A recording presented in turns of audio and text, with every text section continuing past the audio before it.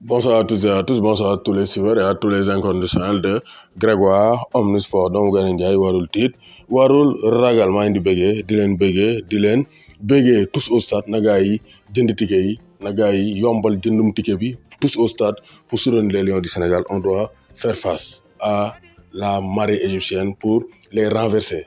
Donc Égypte dañ leen war a duma dem qualifier coupe du monde, donc tous derrière les Lions du Sénégal manko wuti ndam li, donc Sénégal ca kaw ca kanam. Donc on va parler du match de mardi, mais demain donc à 18h30 il y aura un direct sur YouTube, sur la chaîne YouTube de Grégoire Omnisport en compagnie de Mondial Sport. Donc il y aura un direct pour parler du 11 probable d'Aliou Cissé, mais il y a des propositions yoo xamante ni jot naa ko am na ñu ma ko envoyé message comme Moussa Diouf mi nee na bon pour le match prochain on sait tous que l'Égypte fera un bloc bas et jouer sur les contre-attaques. Nee na pour match mardi bi xam nañ ne Égypte day taxaw ay camp di jouer sur des contre-attaques, mais nee na on ne va jamais marquer face aux Égyptiens en jouant avec un seul attaquant de pointe. Donc moom nee na Sénégal bu bëggee dugal ay but il faut que ñu jouer avec deux attaquants de pointe, c'est-à-dire donc Sadio Mané ak Famara Diédhiou ñu yóbbu leen en pointe. moom loolu la proposé Moussa Diouf, donc dafa ma ko envoyé message sur Instagram parce que c'est un Sénégalais. Donc là il donne son avis. Donc Ismaïla Sarr mu yóbbu ko gauche, Bouna Sarr à droite. Ismaïla Sarr gauche, Bouna Sarr comme ailier droit. Donc milieu de terrain bi mu ne on aura besoin de trois bons défenseurs d'abord. Neen trois défenseurs lay teg moom système à trois défenseurs lay teg. Bon dina ma jaaxal Aliou Cissé joué ko, mais proposition la neen Sabaly, Koulibaly ak Saliou Ciss ñooy joué au poste de défenseur. Milieu de terrain mu teg Nampalys, Pape Gueye et surtout Pape Matar Sarr pour exécuter les balles arrêtées et ces tirs à distance. On en aura besoin li mu wax c'est clair. Balle arrêtée c'est un problème. Pape Matar Sarr c'est un milieu relayeur de formation. Gis nañ ne Pape Gueye aussi, donc sa titularisation est demandée par tout le Sénégal parce que gis nañ ne il a beaucoup plus de qualité vers l'avant, de se projeter vers l'avant que donc Kouyaté ou bien Idrissa Gana Gueye. Donc loolu la wax nee na Pape Matar Sarr, Nampalys ak Pape Gueye au milieu de terrain.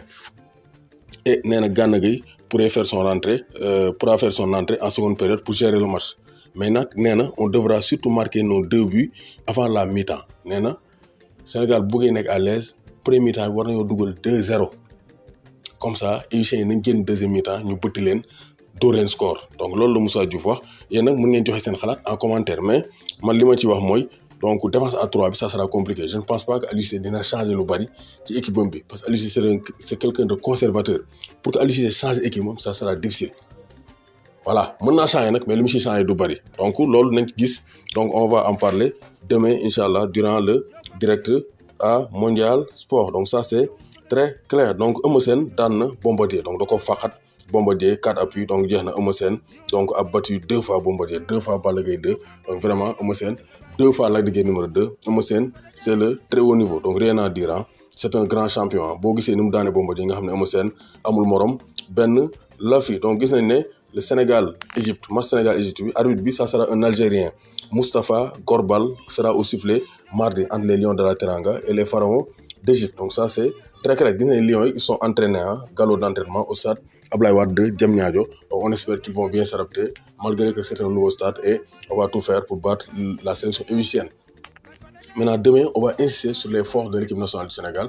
On va les booster parce qu'on a des failles mais aussi on a des forces. Donc on va nous appesantir sur les forces de l'équipe nationale du Sénégal que Aliou Cissé devra exploiter, que les joueurs devront exploiter pour renverser l'Égypte. Parce que l'Égypte xam nañ ni ñuy footballer, donc on doit tout faire pour les prendre dans le propre piège, comme si sur tir au but bi donc dañoo ñëw raté ñu gagné leen. Ñun aussi on doit anticiper sur leur tactique, c'est-à-dire teel leen a dugal pour ñu génn aspirer leen dóor leen ay contre-attaque dóor leen ñu mettre parce que intrinsèquement le Sénégal est plus fort que l'Égypte. Mais Alassane Ndour wax na ko. Alassane Ndour nee na on doit donc vraiment augmenter la vitesse de transmission au milieu de terrain. ñëpp gis nañ ne le problème au Sénégal c'est le milieu de terrain. Donc Alassane Ndour wax na ko, ancien international sénégalais de la génération de 2002 nee na donc on doit donc vraiment faire des transmissions rapides au milieu de terrain. Donc nous devons éviter de jouer avec la pression et faire des transmissions rapides afin de toucher par exemple Sadio Mané dans les conditions idéales. Wax na dëgg football dafa war a gaaw, bal dafa war a gaaw, mais bal pour mu gaaw nag foog nga teg ay milieu de terrain yoo xam ne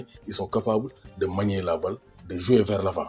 Te gis nañ ne Kouyaté, Gana, bon ils dépannent, ils jouent, on a gagné la CAN avec, mais donc ce ne sont pas des joueurs formés pour faire cela.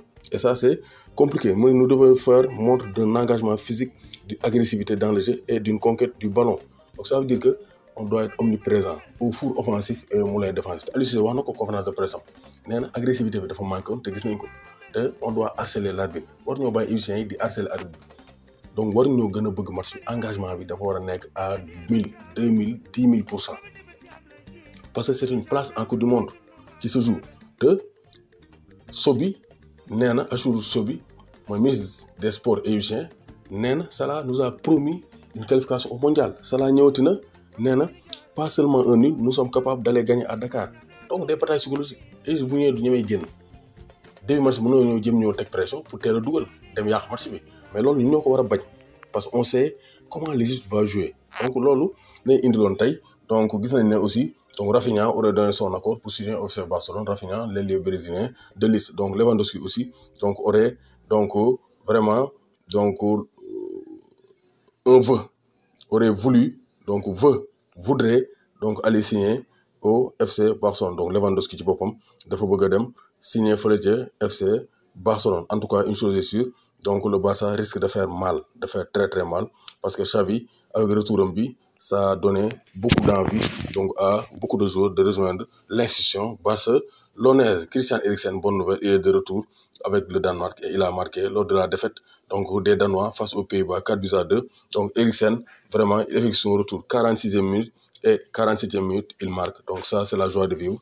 C'est pour dire que ndogal mën na am mais on ne doit pas baisser les bras. Il a failli mourir actuellement il a repris le sourire, il a repris son numéro 10 et il a repris le chemin des filets.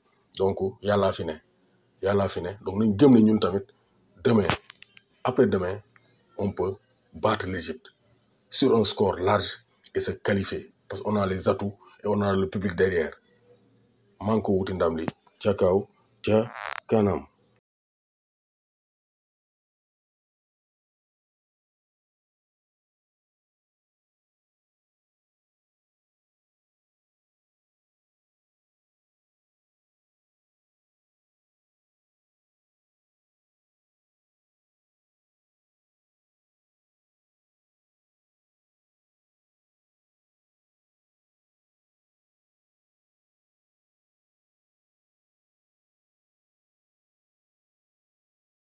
waaw maa ngi Paco bisum Inde. waaw mais Paco lay wax sénégalais yi. waaw mais di bëggee sénégalais yëpp di wax ne nañ ñaan. suba yàlla may ñu ndam rek. parce que loolu moom il est temps ñu jël ko. voilà léegi deuxième gaynde bi nan lañuy taxawaayu final bi suba. waaw suba incha allah comme niñ doon def rek man je suis la mascotte. et jël naa fan of the match 2 fois. loolu wane na ne ñun moom li ñuy war a def ñu ngi koy def. léegi nag li ci des mooy. donc na joueur yi mottali rek. na joueur yi mottali. voilà Sénégal rek. rek.